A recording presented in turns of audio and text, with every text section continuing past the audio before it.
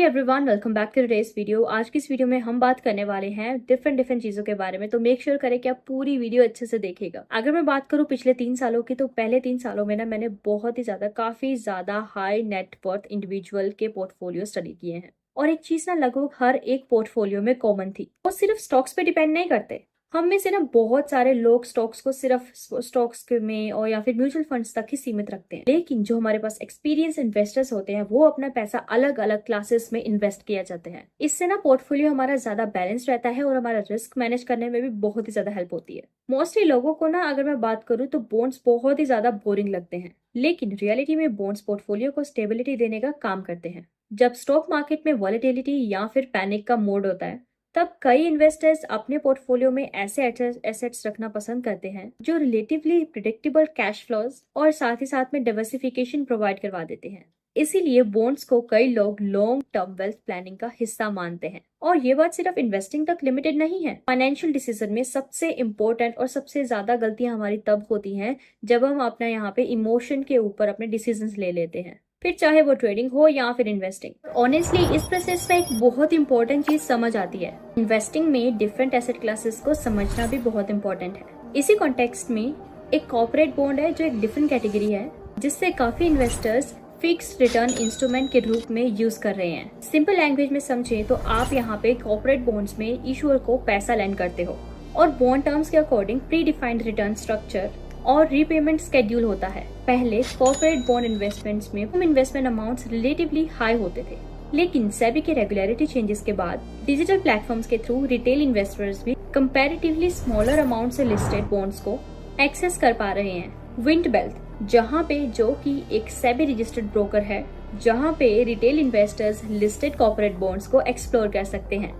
And if you are someone looking to diversify your portfolio and bringing balance to your portfolio, corporate bonds are one category you may choose to understand and explore. और मैंने personally भी इस platform के through bonds explore किए हैं। यहाँ typically BBB से AA bonds listed होते हैं, जिनके रिटर्न्स जनरली अवेलेबल इन्वेंट्री के अराउंड 9 to 12% पर एनम के रेट में देखने को मिल सकते हैं। मुझे ना पर्सनली इसका यूजर इंटरफेस काफी ज्यादा बिल्कुल डिटेल्ड और बहुत ही इजी टू अंडरस्टैंड लगा, बिकॉज यहाँ पे चीजें काफी ज्यादा स्ट्रेट फॉरवर्ड और क्लियरली विजिबल रहती हैं। आप डायरेक्टली बॉन्ड रिलेटेड इन्फॉर्मेशन भी देख सकते हो, रीपेमेंट स्केड्यूल्स चेक कर सकते हो, मैच्योरिटी डिटेल्स देख सकते हो और अपने डैशबोर्ड पर अपनी अर्निंग्स या फिर सब चीजों को ट्रैक भी कर सकते हो। UPI या फिर नेट बैंकिंग के थ्रू इन्वेस्ट करना भी काफी ज्यादा सिंपल है। सेबी के रेगुलेटरी चेंजेस के बाद अब इन्वेस्टर्स भी यहाँ पे रिटेल इन्वेस्टर्स भी बॉन्ड्स में एक्सप्लोर कर रहे हैं और साथ ही साथ में यहाँ पे 1000 से भी स्टार्ट किया जा सकता है।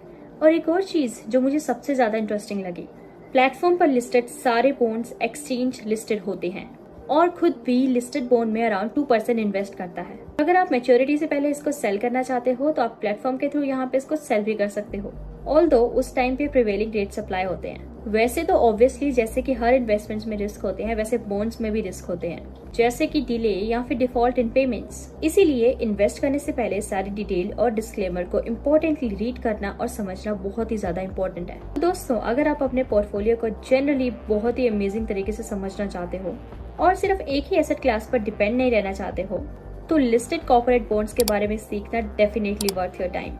लिंक डिस्क्रिप्शन और कमेंट बॉक्स में दिया गया है, go and check it out. लेकिन यहाँ पे एक बात समझना बहुत ही ज्यादा जरूरी है। HNIs या फिर एक्सपीरियंस इन्वेस्टर्स बॉन्ड में सिर्फ इसीलिए इन्वेस्ट नहीं करते क्योंकि उन्हें स्टॉक्स पसंद नहीं होते, बल्कि वो बॉन्ड्स को अपने पोर्टफोलियो में इसीलिए रखते हैं क्योंकि उन्हें पता होता है कि हर एक एसेट क्लास का अपना एक रोल होता है। जब मार्केट अच्छा हेल्प करता है तो ग्रोथ एसेट उसमें हेल्प करते हैं मार्केट के साथ ग्रो करने में साथ, और जब मार्केट में अनसर्टेनिटी या फिर वॉलेटिलिटी होती है तो हमारे यहाँ पे बॉन्ड्स उसको स्टेबिलिटी देने का काम करते हैं। अब प्रॉब्लम ये है कि हम में से कई ज्यादा लोग, अगर मैं बात करूँ तो इन्वेस्टिंग को सिर्फ रिटर्न्स के नजरिए से देखते हैं। जो एसेट सबसे ज्यादा रिटर्न दे रहा है हम उसी के पीछे भाग लेते हैं, लेकिन एक्सपीरियंस इन्वेस्टर्स सबसे पहले तो रिस्क देखते हैं और फिर रिटर्न। इसीलिए वो अपना पैसा सारा पैसा एक ही जगह पे नहीं लगाते। डाइवर्सिफिकेशन इसी काम में इम्पोर्टेंट रोल प्ले करता है। सुनने में डाइवर्सिफिकेशन काफी ज्यादा बोरिंग लगता है, लेकिन लॉन्ग टर्म में यही डाइवर्सिफिकेशन और यही चीजें आपकी अनसर्टेनिटी या फिर जब पैनिक मोड होता है उसमें आपको काफी ज्यादा बैलेंस प्रोवाइड करवाता है और साथ ही साथ में आपकी मदद करता है।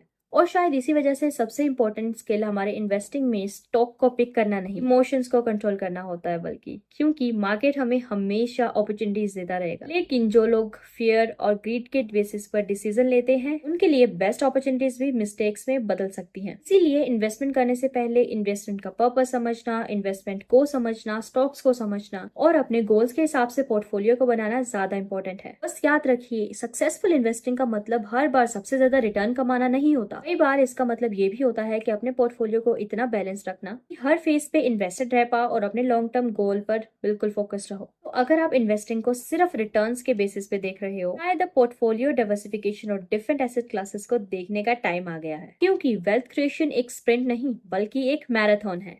Fixed returns do not constitute guaranteed or assured returns. Investments in corporate debt securities, municipal debt securities, and securitized debt instruments are subject to credit risks, market risks, and default risks, including delay and/or default in payment.